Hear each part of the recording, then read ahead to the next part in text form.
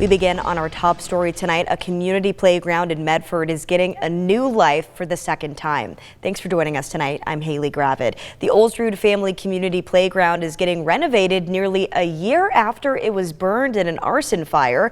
This playground has been a staple to the area for decades. Right now you're taking a look at when Newswatch 12 went to its reopening back in 2018, but the park was initially built back in 1987, and nearly a year ago the playground was burned in a fire. Just take a look at your screens of the impacts here. Witnesses told police that they saw someone playing with a butane torch on the playground before the fire started. At the time, both Medford fire investigators and Medford police were called to investigate it. A suspect still hasn't been named or arrested in this case. In order to prevent anything like this from happening again, the city plans to build the new park with permanent lighting and even security cameras. Newswatch 12's Tim Quidadamo checked out the early stages of the renovations this morning. Tim, how's the playground looking? Haley, it's looking a lot better than you saw in some of those images. Medford Parks and Rec crews were moving some dirt around earlier this morning in preparation for a construction company coming in later this month.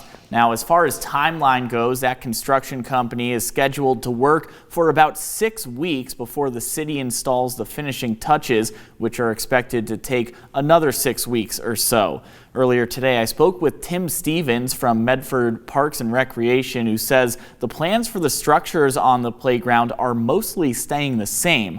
But along with lighting and security cameras, there are a few other enhancements that park goers can expect.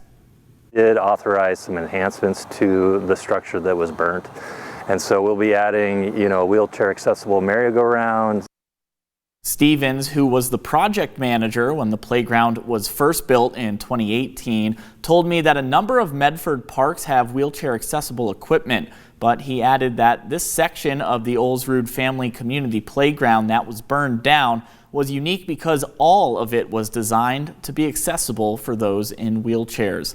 Stevens also told me that the funding for this project is mostly covered by insurance, and the city decided to make some upgrades to ensure vandalism like this wouldn't happen again. Live in studio, Tim Quidadamo, Newswatch 12.